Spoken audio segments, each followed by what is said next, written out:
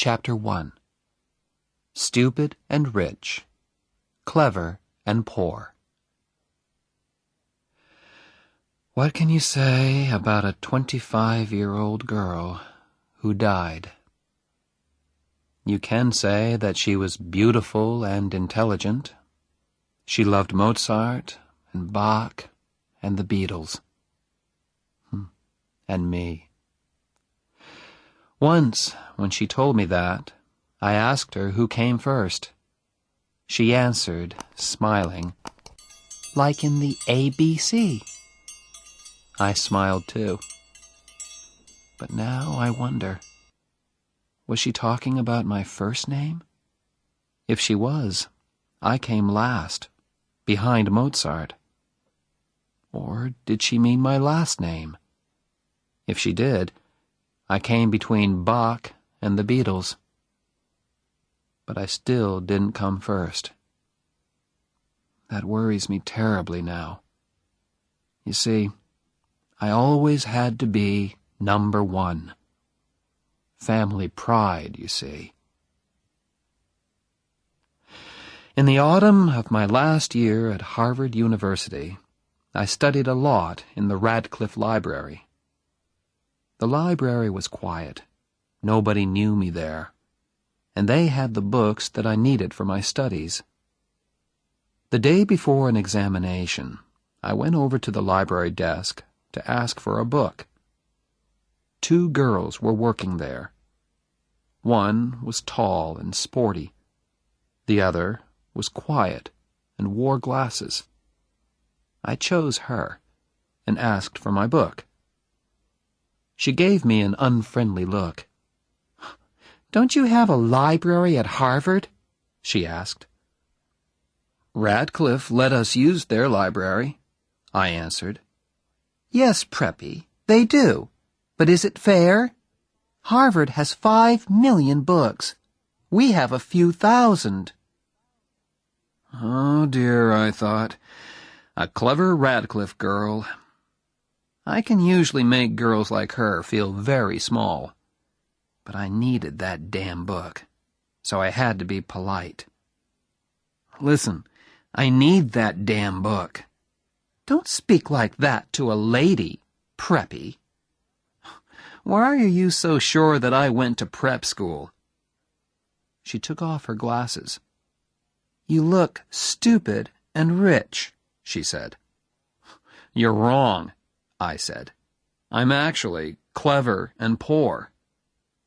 "Oh, no, Preppy," she said. "I'm clever and poor." She was looking straight at me. All right, she had pretty brown eyes. And, okay, perhaps I looked rich. But I don't let anyone call me stupid. "What makes you so clever?" I asked. "I'm not going to go for coffee with you," she said. "Listen, I'm not going to ask you." "That," she said, "is what makes you stupid." Let me explain why I took her for coffee. I got the book that I wanted, didn't I? And she couldn't leave the library until closing time. So I was able to study the book for a good long time. I got an A in my exam the next day. I gave the girl's legs an A, too, when she came out from behind the library desk. We went to a coffee shop, and I ordered coffee for both of us. "I'm Jennifer Cavallari," she said. "I'm American, but my family came from Italy. I'm studying music." "My name is Oliver," I said. "Is that your first or your last name?" she asked. "First. My other name is Barrett." "Oh," she said. "Like Elizabeth Barrett, the writer?" "Yes," I said. "No relation." I was pleased that she hadn't said Barrett, like Barrett Hall. That Barrett is a relation of mine. Barrett Hall is a large, unlovely building at Harvard University. My great-grandfather gave it to Harvard long ago, and I am deeply ashamed of it." She was silent. She sat there, half smiling at me. I looked at her notebooks. 16th century music? I said. That sounds difficult.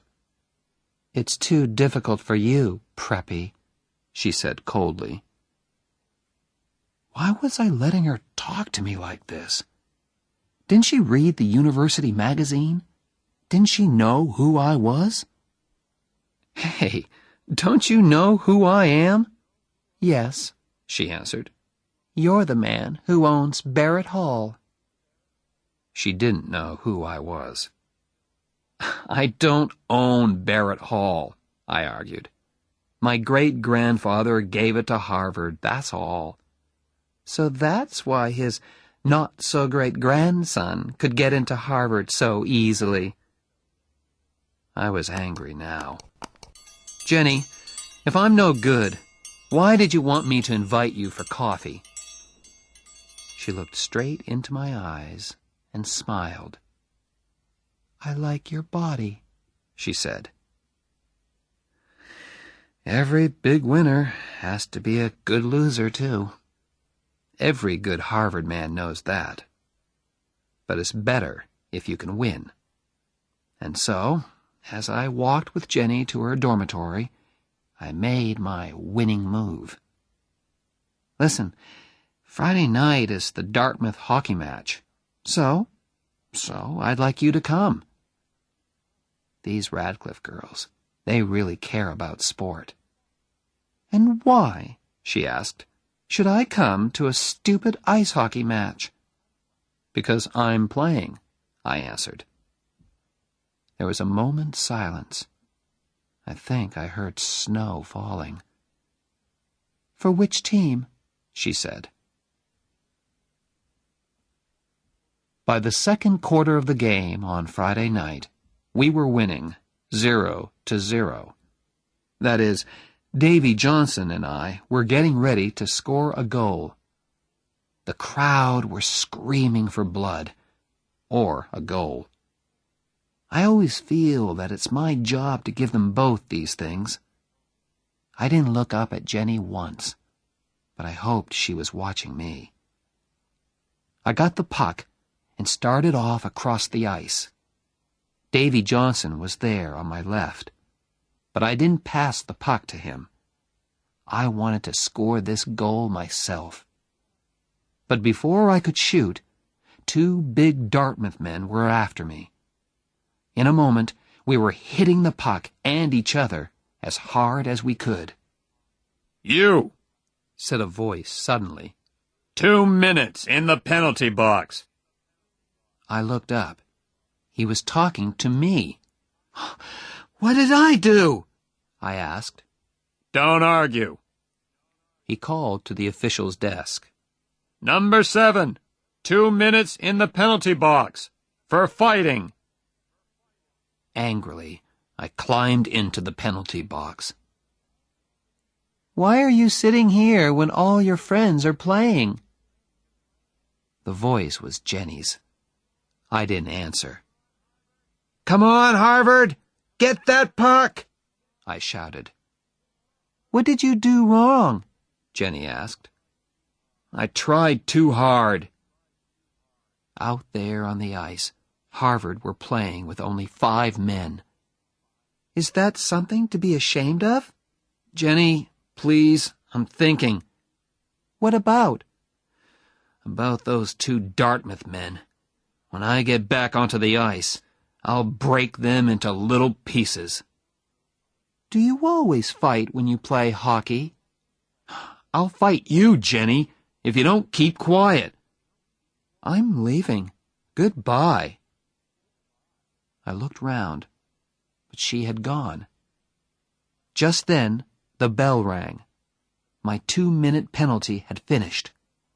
I jumped onto the ice again. Good old Barrett! Shouted the crowd. Jenny will hear them shouting for me, I thought. But where was she? Had she left? As I went for the puck, I looked up into the crowd. Jenny was standing there. I took the puck and went towards the goal line. 2 Dartmouth players were coming straight at me. "Go, Oliver, go! Knock their heads off!" That was Jenny's voice above the crowd. It was crazily, beautifully violent. I pushed past one Dartmouth man. I knocked hard into the other. Then I passed the puck to Davy Johnson, and he banged it into the Dartmouth goal. The crowd went wild. In a moment, we were all shouting and kissing and banging each other on the back. The crowd were screaming with excitement. After that, we murdered Dartmouth. 7-0. After the match, I lay in the hot bath and thought with pride about the game. I'd scored 1 goal and helped to score another. Now the water felt wonderful on my tired body. Suddenly, I remembered Jenny. Was she still waiting outside? I hope so. I jumped out of that bath and dressed as fast as I could. Outside, the cold winter air hit me. I looked round for Jenny. Had she walked back to her dormitory alone? Suddenly, I saw her. "Hey, Preppy, it's cold out here." I was really pleased to see her, and gave her a quick kiss. "Did I say you could kiss me?" she said. "Sorry, I was just excited." I wasn't. It was dark and quiet out there in the cold.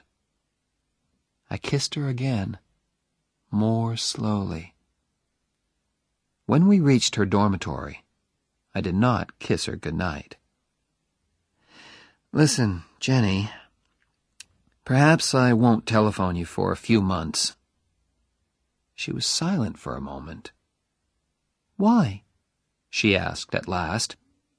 "But perhaps I'll telephone you as soon as I get back to my dorm." I turned and began to walk away. "Damn Preppy!" I heard her say. I turned again. From 20 feet away, I scored another goal. You see, Jenny, that's the kind of thing you say. And when other people do it to you, you don't like it. I wished I could see the look on her face, but I couldn't look back. My pride wouldn't let me. When I returned to my dorm, Ray Stratton was there. He and I slept in the same room. Ray was playing cards with some of his football-playing friends. "Hello, Ollie," said Ray. "How many goals did you score?" "I scored 1, and I made 1, I answered. "With Cavalieri?" "That's none of your business," I replied quickly. "Who's Cavalieri?" asked one of the footballers. "Jenny Cavalieri. Studies music. Plays the piano with the music group." What does she play with Barrett? Everyone laughed. "Get lost," I said, as I entered my room. There I took off my shoes, lay back on my bed, and telephoned Jenny's dormitory. "Hey, Jen," I said softly. "Yes?" "I think I'm in love with you." She was silent for a few moments. Then she answered, very softly, "Oliver, you're crazy." I wasn't unhappy or surprised.